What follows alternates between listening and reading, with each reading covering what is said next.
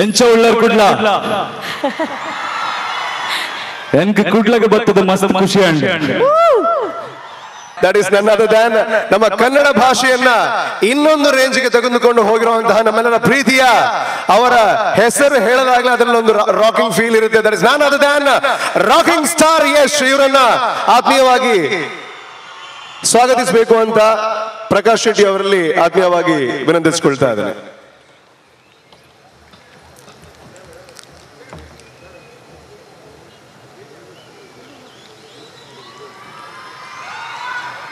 Yes, thank you so much. Thank you so much. Kannada cinema ಅಂದ್ರೆ ಏನು, Kannada hero ಅಂದ್ರೆ ಯಾರು ಅಂತ ಸೊ ಈಗ ಎಲ್ಲರೂ ಒಂದ್ಸಲಿ ರಾಕಿ ಬಾಯ್ಗೆ ಸಲಾಮ್ ಹೇಳುವಂತ ಸಮಯ. ಒಂದ್ಸಲಿ ಸಲಾಮ್ ರಾಕಿ ಬಾಯ್. ಈಗ ಕಡೆಯಿಂದ ಒಂದೆರಡು ಮಾತು ಪ್ಲೀಸ್ ಬರ್ಲಿ ಚಪ್ಪಾಳೆ ನಮ್ಮ ರಾಕಿ ಬಾಯ್ಗೆ ಪ್ಲೀಸ್. ಎಂಚ ಉಳ್ಳರ್ ಕುಡ್ಲ ಎನ್ಕ ಕುಡ್ಲಗೆ ಬರ್ತದ ಮಸ್ತ್ ಖುಷಿ ಅಂಡ್ ಪ್ರಕಾಶ್ ಶೆಟ್ರು ಅವ್ರಿಗೆ 60ನೇ ವರ್ಷ. ಬಟ್ ನಿಜ ಹೇಳ್ತೀನಿ 16 ವರ್ಷದ ಹುಡುಗನ್ ತರ ಇದಾರೆ ಅವರು. ಅದಕ್ಕೆ ಒಂದ್ ಸನ್ಮಾನ ಮಾಡ್ಬೇಕು. ಯಾಕಂದ್ರೆ ಮನುಷ್ಯರು ಅಪ್ಡೇಟ್ ಆಗ್ತಾ ಇರ್ಬೇಕು ಲೈಫಲ್ಲಿ. ನಾನ್ ಕಂಡ ಪ್ರಕಾಶ್ ಶೆಟ್ಟಿ ಅವರು ವರ್ಷ ಅವರು ಚಿಕ್ಕವರಾಗ್ತಾ ಇದ್ದಾರೆ, ಸ್ಮಾರ್ಟ್ ಆಗ್ತಾ ಇದ್ದಾರೆ. ಆಶಕ ಹುಷಾರಾಗಿರಿ. ಬಹಳ ಖುಷಿ ಆಗುತ್ತೆ ನನಗೆ. ಒಂದು ಜನರಲಿ ಏನಾಗುತ್ತೆ, ಸಾಧಕರು ಅಂತ ನಮ್ಮ ದೇಶದಲ್ಲಿ ನಮ್ಮ ಸಿನಿಮಾ ಕ್ಷೇತ್ರದಲ್ಲಿ ಇರ್ಬೋದು, ಸ್ಪೋರ್ಟ್ಸ್ ಅಲ್ಲಿ ಇರ್ಬೋದು, ಅಥವಾ ಬೇರೆ ಬೇರೆ ಕ್ಷೇತ್ರದಲ್ಲಿ ಎಲ್ಲರೂ ಗೌರವ ಕೊಡ್ತಾರೆ. ಬಟ್ ಬಿಸ್ನೆಸ್ ಅಲ್ಲಿ ಯಾರು ಸಾಧನೆ ಮಾಡ್ತಾರೋ ಅದನ್ನ ಗುರುತಿಸೋದು ಬಹಳ ಕಮ್ಮಿ. ಯಾಕಂದ್ರೆ ಜನಕ್ಕೆ ಏನ್ ಮೆಂಟಾಲಿಟಿ ಇರುತ್ತೆ ಅಂದ್ರೆ, ಬಿಸ್ನೆಸ್ ಅಲ್ಲಿ ಯಾರಾದ್ರೂ ಸಾಧನೆ ಮಾಡಿದ್ರು ಅಯ್ಯೋ ದುಡ್ಡು ಮಾಡಿದ್ರು ಬಿಡಪ್ಪ ಅನ್ನೋ ತರ ಯೋಚನೆ ಮಾಡ್ತಾ ಇರ್ತಾರೆ. ಬಟ್ ನಾನು ಹೇಳ್ತೀನಿ, ದುಡ್ಡು ಅನ್ನೋದು ಯಾರು ಚಲಾವಣೆಯಲ್ಲಿ ಇರ್ತಾರೋ, ಯಾರು ಅದನ್ನ ರೊಟೇಷನ್ ಮಾಡ್ತಾ ಇರ್ತಾರೋ ಅವರು ನಿಜವಾದ ಸಾಧಕರು. ಯಾಕಂದ್ರೆ ದುಡ್ಡು ಮಾಡಿ ಮನೇಲಿ ಇಟ್ಕೊಂಡವ್ರು ಸಾಧಕರಲ್ಲ.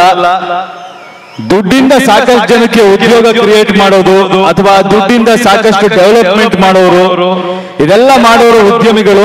ಈ ದೇಶದಲ್ಲಿ ಆ ಉದ್ಯಮಿಗಳಿಗೆ ಗೌರವ ಕೊಡುವಂತ ಒಂದು ವಾತಾವರಣ ನಿರ್ಮಾಣ ಆಗ್ಬೇಕು.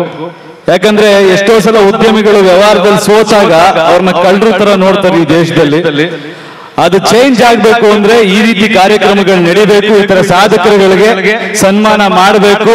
ಅವರಿಂದ ನಾವೆಲ್ಲರೂ ಪಾಠ ಕಲಿತಾ ಜೀವನದಲ್ಲಿ ಮುಂದಕ್ಕೆ ಹೋಗ್ಬೇಕು.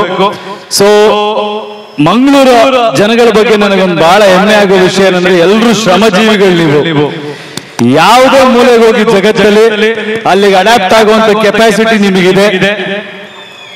ಅಲ್ಲಿ ಬರೀ ಅಡಾಪ್ಟ್ ಆಗೋದಲ್ಲ, ನಿಮ್ದೇ ಆದ ಒಂದು ಸ್ಥಾನ ಪಡ್ಕೊಂಡು ನಿಮ್ದೇ ಆದ ಒಂದು ಕಲ್ಚರ್, ಇದನ್ನ ಅಲ್ಲಿ ನೆಟ್ಟು ಬರುವಂತ ಒಂದು ಶಕ್ತಿ, ದಿಟ್ಟತನ ನಿಮ್ಮಲ್ಲಿದೆ.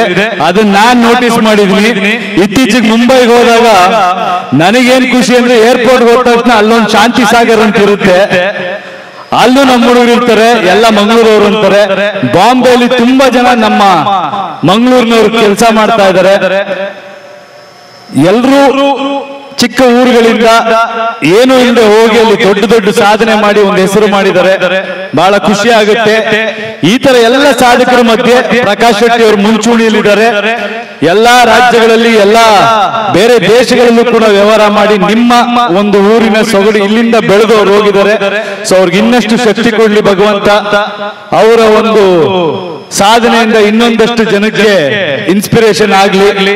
ನನ್ನ ವಿಷಯಕ್ಕೆ ಬರೋದಾದ್ರೆ, ನನಗೆ ಅವ್ರ ಫ್ರೆಂಡ್ 60 ವರ್ಷ ಆಗಿ ಸೀನಿಯರ್ ಆದ್ರು. ಅವ್ರು ನನ್ನ ಜೊತೆ ಬಂದು ಕೂತ್ಕೊಂಡು ಯಾವಾಗ್ಲೂ ಮಾತಾಡ್ಕೊಂಡು ನನ್ನ ಫೀಲ್ಡ್ ಬಗ್ಗೆ ಆಗ್ಬೋದು ಅಥವಾ ನನ್ನ ಲೈಫ್ ನ ಡೆವಲಪ್ಮೆಂಟ್ ಬಗ್ಗೆ ಆಗ್ಬೋದು ಮಾತಾಡ್ಕೊಂಡು ಗೆಳೆಯರಾಗಿ ಅವ್ರ ಕಾಲ ಕಳೀತಾರೆ. ಅದೇ ಅವ್ರ ಗೆಲುವಿನ ಸೀಕ್ರೆಟ್ ಅನ್ಕೋತೀನಿ. ಎಲ್ಲಾರ ಏಜ್ ತಕ್ಕಂಗೆ ಯಾರ ಜೊತೆ ಹೆಂಗಿರ್ಬೇಕು ಅನ್ನೋದು ಅವ್ರಿಗೆ ಬಹಳ ಚೆನ್ನಾಗಿ ಗೊತ್ತಿದೆ. ನಾವು ಅವರಿಂದ ತುಂಬಾ ಕಲ್ತಿದ್ದೀವಿ. ಥ್ಯಾಂಕ್ ಯು ಪ್ರಕಾಶ್ ಅಣ್ಣ. ದೇವ್ರು ನಿಮ್ಗೆ ಒಳ್ಳೇದು ಮಾಡಿ. Thank you.